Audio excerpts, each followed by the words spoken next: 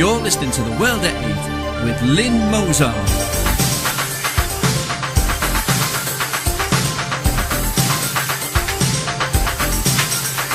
The World at 8, the number one in nationalist news. Highlights of the news today, Wednesday the 12th of December. Doctors warn that Britain could be swamped by TB. Just 44.9% of Londoners are white British. Met wants to report crimes at counters in mosques and coffee shops. Bristol's HIV positive rapist jailed. Italy slumps in world corruption rankings. Monti says Europe must guard against resurgent nationalism. Spain receives whopping €39 billion. Obama sells 20 F-16 fighter jets to the Muslim Brotherhood. US quietly releases 8,500 criminals who were to be deported. Thought for the day, progressives, bankers, and today is the day. And finally, blind, drunk and driving.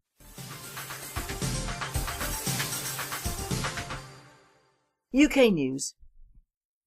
A leading doctor has warned that Britain will be swamped by tuberculosis unless new measures to diagnose the disease in immigrants are introduced. The disease, which was rife in Britain until the 1950s, is an increasing and worrying problem in urban areas. Rising immigration has seen a surge in cases in the last 20 years. Under current rules, new immigrants from countries where TB is common are required to have chest x-rays before being allowed into Britain. But doctors argue this century-old method only spots active TB once it is already destroying the lungs, meaning cases are often diagnosed far too late. Other countries, such as the US, use a blood test which can detect the latent TB in those not displaying any symptoms. Cases have fallen since this technique was introduced in 2007. At the British Thoracic Society conference this week, Peter Davis of the Liverpool Heart and Chest Hospital said urgent changes were needed to halt the decades-long rise in TB cases. He told The Times, "The tide has been coming in for 20 years. It's been getting bigger and bigger, and if we don't do something, we will be swamped with TB as we were 100 years ago."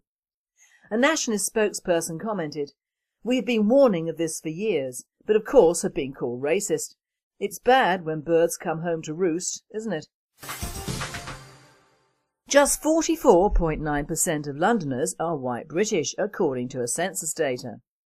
Census data reveals just 59% now call themselves Christian, as a quarter say they have no religion and 5% are Muslim. Less than 90% of the country is white for the first time ever. Home ownership declines, but more people have paid off their mortgages.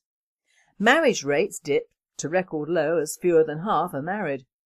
White British people are now in a minority in London for the first time, it emerged yesterday, as census data revealed that the immigrant population of England and Wales went up by 3 million over the past 10 years. In 2011, 7.5 million residents were foreign-born, making up 13%, or 1 in 8 of the population, up from 4.6 million in 2001. The total population of England and Wales was 56.1 million, a 7% increase on 2001, and 55% of the increase is due to migration. Just 3.7 million Londoners described their ethnicity as white British in 2011, down from 4.3 million in 2001 and making up 44.9% of the city's population. It is believed to be the first time that British whites have become a minority in any region of the United Kingdom. Another major change to the nation came in the decreasing number of Christians. 4 million fewer people claimed to belong to the faith, as a quarter of Britons said they had no religion. The Metropolitan Police want public to report crimes at counters in mosques and coffee shops. The Metropolitan Police is considering asking the public to report crimes at new contact points in public places such as mosques and coffee shops, as it looks to abandon traditional police station front counters. The service want to set up more than 200 of the new desks, as it looks to cut back on 65 underused front counters. The force plans to save £500 million by 2015 and has already looked to sell its Scotland Yard headquarters. The plans, which are currently in consultation, could see the public reporting crimes in churches and mosques, as well as supermarkets, community centres and libraries. The force says it is considering sharing the counters with partners and placing them in other public places, as well as on existing estates. Britain's HIV-positive rapist is jailed. Britain's notorious HIV-positive rapist, Gift Veremu, has been finally jailed. Veremu was first tried in 2011 on 2 counts of rape. He should have been put away the first time, but a legal blunder allowed a juror to see an unedited police interview and forced a retrial. His teenage victim said he dragged her into a room and was too shocked to resist. The judge jailed Gift Veremu for only 8 years. One World Date reporter commented, "He was HIV positive and he knew it when he raped the teenager. He should have been tried for attempted murder and handed a much lengthier sentence."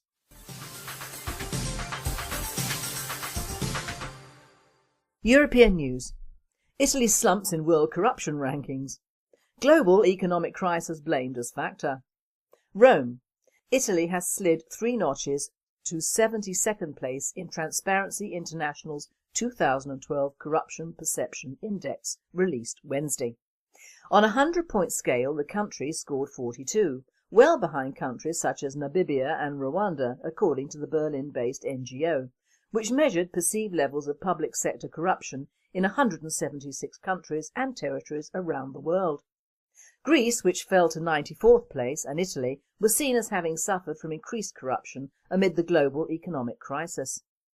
Denmark, Finland and New Zealand were perceived as the most virtuous with 90 points each, while Afghanistan, North Korea and Somalia shared last place with 8 points each. Monti says Europe must guard against resurgent nationalism. Cannes, December the 8th. Prime Minister Mario Monti said, "Europe finds its strength from within, but we must not forget that tensions and conflicts can always be resurrected. For this reason we need to be very vigilant against every form of nationalism and populism that are now very visible in Europe." The Prime Minister was speaking on the sidelines of the World Policy Conference in Cannes. Monti reiterated that the award of the Nobel Prize to Europe is recognition of what Europe is and what Europe has done. If we have received a Nobel Prize, obviously Europe cannot be that bad. A World Date reporter commented, "I never thought I would see the day when the EU got an award. What the hell was the award for? Oh, then again, it could be for accepting the most Muslim immigrants into Europe and generally effing up the financial system, while still giving themselves expensive jollies and taking all the money out of their countries. In that case, job well done and roll on nationalism." Spain has received a whopping €39 billion. For a while, Spain can take a gulp of air while it ingests a €39 billion bailout from the EU. The €39 billion are to prop up its banking system as part of the aptly named European Stability Mechanism. Sources say that Spain's costs in financing the bailout are choking its economy and just delaying Spain's inevitable collapse.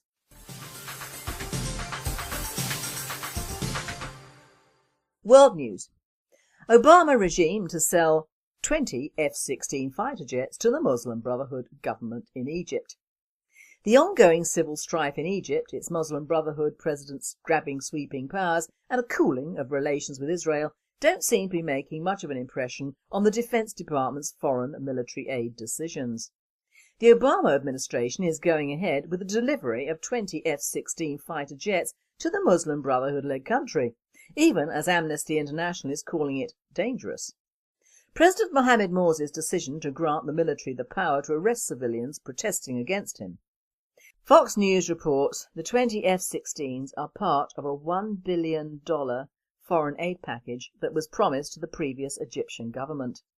A World Date writer comments, "I guess this is in return for Mohamed Morsi's recent fascist power grab and rush to implement a new Sharia-based constitution.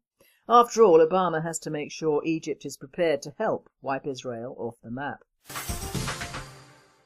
Unwanted at home, free to strike again. The US quietly released 8,500 criminals who were supposed to be deported. Secret criminals. The US quietly released 8,500 criminals who were supposed to be deported, with deadly consequences. When the Globe requested the names of the released criminals under the Freedom of Information Act, federal immigration officials refused, saying it would be a clearly unwarranted invasion of the immigrants' privacy. Officials said public interest in their names was minimal anyway. Barack's plan to lessen the US Army in Afghanistan. Barack Obama plans to keep a minimal force of American troops in Afghanistan after 2014. The number of ground troops set by the Obama administration could be as few as 6,000. Recent events show that this would be ridiculous due to the fact that Islamic fanatics are joining the Afghan security forces and shooting American and British troops in the back whilst on duty. A day for arresting Prime Ministers. The Prime Ministers for the Cayman Islands and Mali have been arrested. The Prime Minister of the Cayman Islands, Mkiva Bush, was arrested yesterday by the Royal Cayman Island Police Force Financial Crimes Unit for corruption and abuse of power. Bush had recently visited London to discuss self-governing British territories with officials in Whitehall. Cayman officials for Mr Bush claim that although he was arrested in the early hours, no charges have been made against him. Prime Minister Cheikh Modibo Diarra of Mali was arrested in a midnight raid by the military. He was forced to announce his resignation on Mali state television. He was also forced to announce that all of his ministers were stepping down as well. Mr Diarra was made Prime Minister in April after the military government began moves to appease the civilian population. Following the military coup in March, the northern half of Mali was lost to hardline Islamist Tuareg rebels who have established a Sharia state. It is hoped Mr Diarra, as a moderate force in the country, could recover Mali's territorial integrity.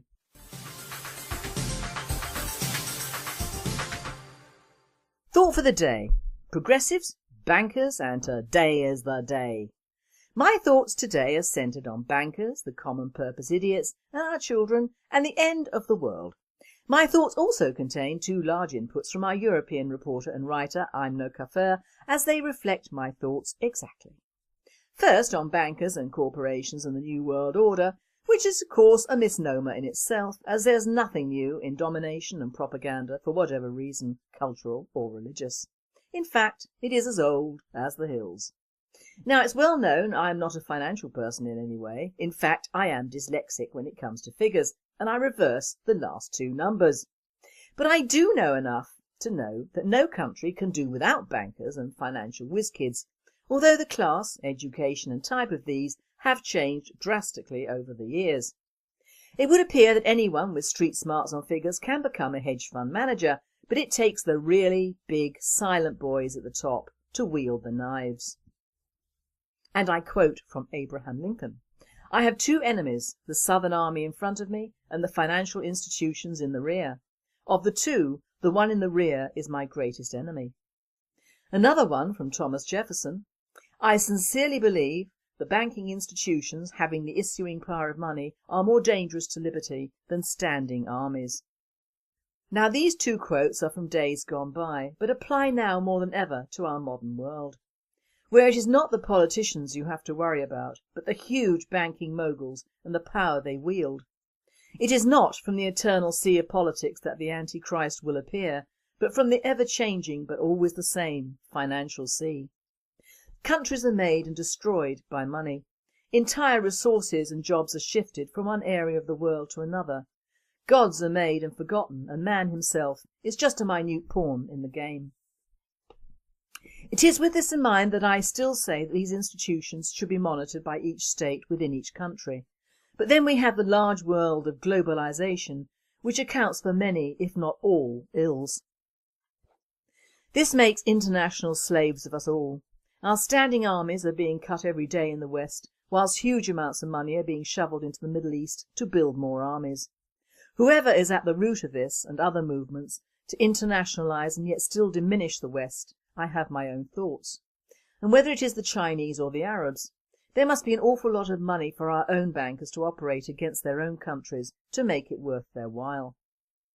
It may have its roots in the Rothschilds or the Mohammeds or the Wangs, but we have to remember that in all these countries, as in ours, there are people who are just as ignorant of what is going on as we are, and they still deserve to live and fight for what they believe in their own country. We must not make the mistake of judging the general populations as we judge their financial dictators. The only ones I really dislike are the Arabs and Muslims, because their whole reason for living is to outbreed and convert and subvert in everyone else's country, and you know my opinion on that one. Meanwhile, the powers that be push countries around on a large chessboard willy-nilly, whilst prophesying the change that money will inevitably bring those countries, and our children in our schools are being propagandised from an early age. The progressives want every child to grow up to be a slave of the state. Above all else, education is the future. Traditionalists who fail to understand this will allow the educational system and the entertainment industry to transform their children into progressives. Progressives know that control of the educational system means control of the future. Without the educational system and immigration, progressives are doomed to be cafe radicals. With them, they can count the generations until they control everything. The progressives have few children of their own. Your children are their children. If they can corrupt your children, then they have a future. If they cannot, then they will go off and die in a corner. The progressives have three strengths: class warfare, cultural programming and immigration. The UK had prosperity that negated class warfare, but it neglected to safeguard its culture from the left and did not consider the consequences of third world immigration.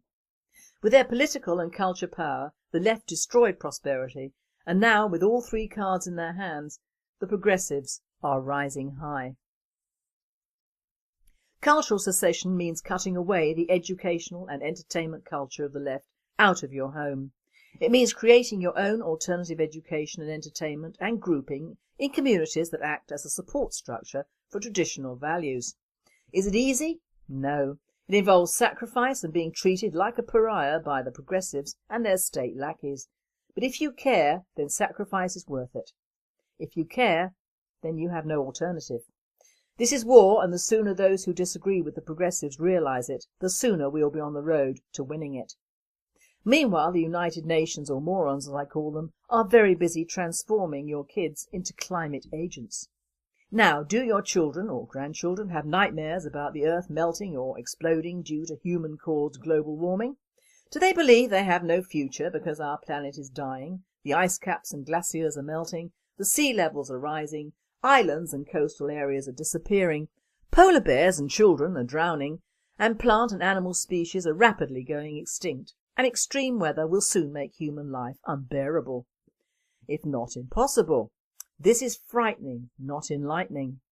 But fear of an impending climate apocalypse apparently afflicts millions of children and adolescents worldwide. Psychologists, psychiatrists, teachers and parents report that many children are depressed and fearful, having difficulty sleeping, and believe it is pointless to study or plan a career since there is little hope for a livable future. As a result, many are experiencing serious psychological and physical health issues. Now, this is classroom child abuse for a higher cause, and parents should be made aware of it. Their children are being turned, through their global warming angst, into activism, becoming little climate warriors who will work tirelessly to convert their peers, their parents, and local and national political leaders into supporters of sustainable development. And this, clearly, is what the proponents of climate change education intend. Now, I'm not silly enough to think that both China, India and even America do not affect certain aspects of pollution with their millions of gunk being chucked out into the atmosphere. I'm also not unaware of the tons of plastic crap that will never rot, most of which is manufactured in China. Also, the deforestation of large parts of the planet for both commercial use and to feed more millions of people meat does not affect the climate. Of course it does. I am of the opinion that nature is perfect and man is the bug. The pathetic thing is that, as with all good messages, it has been taken by the powerful and ruined, and the powerful bankers would be the last people to become Luddites and turn electricity off and make do with fossil fuels or chant around a campfire in the Arctic, let alone save the whales. It is just another method of obtaining and keeping power over future generations, much like the Marxists in this country do with our children's education. Powerful people do not want other powerful people growing up to take over. Only they're chosen ones. The rest of us just have to get on with it. They do not want children who can think for themselves, which is the whole point in my book of education, education, education, not listen, listen, listen. Your children will turn out like little robots, chanting the right political line of multiculturalism, asexualisation, love for all and resistance to none. The multiculturalism applies to their prospective partners who should not be white, the asexualisation as well because they will not produce their own offspring, love for all but just to foreigners, and resistance applies to non-resisting Islam. Many able and childbearing couples do not want to bring a child into this world because of not only the financial burden but the moral one. Why? We're supposed to be living in a fairly civilised world, so what's the problem? Negative propaganda is the problem. All humans are selfish. It is a human condition. However, stupid isn't. You can never afford children, not only financially but emotionally. They are little takers just like their parents. That is what they do. If you want unconditional love fairly cheap, get a doggy or even better a cat. We in the West have bred several generations who do not think of their future, or why are we here? We are here to breed, not have reality shows, not acquire more handbags than necessary, not to drink ourselves to death, but to breed. This is the one thing that women need a man for, and of course this does not fit in with the current asexual and multicultural rubbish our children are being fed at the moment. So the future looks grim and we only have ourselves to blame. We should have taken this particular stick from the educators long ago, along with disciplining our children. I have noticed that the lack of disciplining our own has not reduced the cases of child cruelty and abuse at all. The powers that be do not want a regular ordered society based on family values, so they seek to destroy them, and where better than school. Make sure all the women have to work so they cannot do a proper job in the home. Make sure fathers are absent or ineffective. Keep everyone capable of rising up poor. Regulate and use the television as a propaganda machine. Keep methods of travel and getting together expensive. Import thousands of strangers and pay for them. This has a double whammy. First, you lose whole areas of the country, and secondly, their votes are useful. Keep the police firmly underfoot, do away with your serving forces, and then start sabotaging the main religion of a country. This is standard practice for thousands of years on a smaller scale, but still recognisable. But hey ho, what do I see? The Mayan calendar. Now that should be a doozy, because at the end of this broadcast on this day, the world ends. So all of these kids who are basket cases and adults who do not want children can be let off the hook. You're all free. I had hoped it would be aliens, all tall, dark and looking rather like Jeff Goldblum, in which case I'm first in line to be inducted by them. We could be heading for an ice age, or of course Israel could be wiped off by a nuclear holocaust. Of course we could be entering into the biblical area of Armageddon, but the fact is, if it isn't published in the Daily Mail, would any of us take any notice? No. We just continue looking at TV and waiting for the report which would never come in. Now, in case you do not know where I'm going after the news today, I'm going into the garden, well wrapped up, to see if I can find an alien spaceship, the Antichrist or the Redeemer himself, a couple of dragons and a strange woman riding them, or if all else fails, a few Mayans to belt, okay? Actually, I've just realised that the end of the Mayan calendar is the 21st of the 12th in the year 2012. Well, I told you I reverse numbers and I've just proved my point. But I'm still going in the garden tonight. You never know, there might be a Mayan who's dyslexic, like me.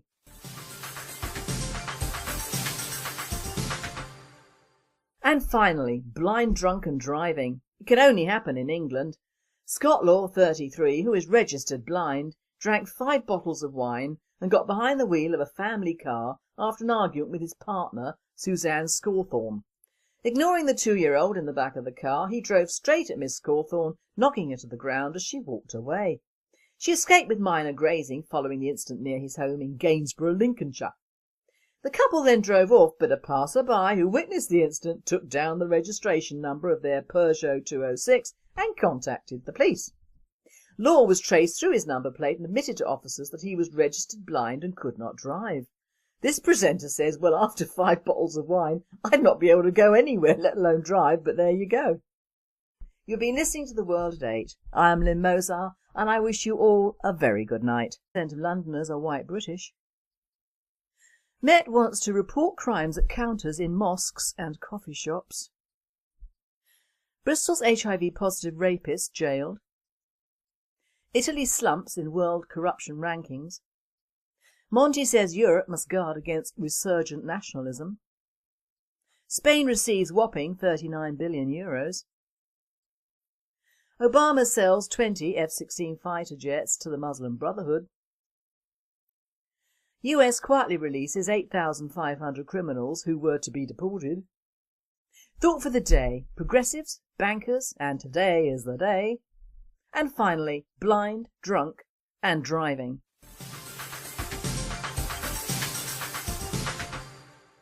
UK news. A leading doctor has warned that Britain will be swamped by tuberculosis unless new measures to diagnose the disease in immigrants are introduced. The disease, which was rife in Britain until the 1950s, is an increasing and worrying problem introduced in 2007. At the British Thoracic Society conference this week, Peter Davis of the Liverpool Heart and Chest Hospital said urgent changes were needed to halt the decades-long rise in TB cases. He told The Times, "The tide has been coming in for 20 years. It's been getting bigger and bigger, and if we don't do something, we will be swamped with TB as we were 100 years ago." A nationalist spokesperson commented, "We have been warning of this for years, but of course have been called racist."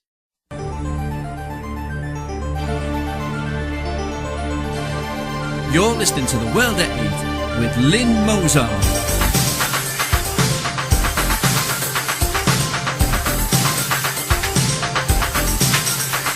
The World at 8, the number one in nationalist news. Highlights of the news today, Wednesday the 12th of December. Doctors warn that Britain could be swamped by TB. Just 44.9% urban areas. Rising immigration has seen a surge in cases in the last 20 years.